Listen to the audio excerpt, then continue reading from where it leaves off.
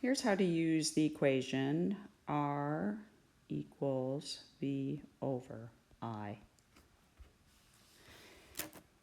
If you're given the voltage, so let's say the voltage is 100 volts, and the current I is 10 amps, which would be really high, R equals 100 volts divided by 10 amps equals 10 ohms.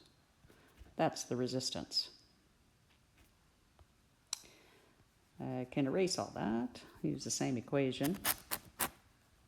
R equals V over I. Let's say this time they give us V equals 12, and they give us the resistance equals 110 ohms. Well, now we don't know I.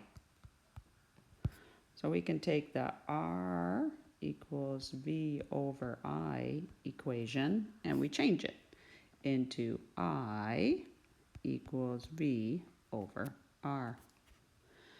If you plug the 12 and the 110, you can see that your current is quite small, 0.11 amp. You could also see then that we can take that equation, R equals V over I, and rearrange it again. Okay, if we are given R equals 24 ohms, and we're given I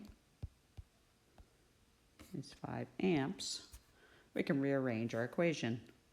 V equals R times I.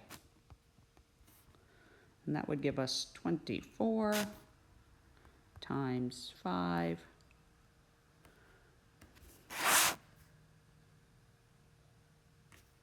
which equals 120 volts.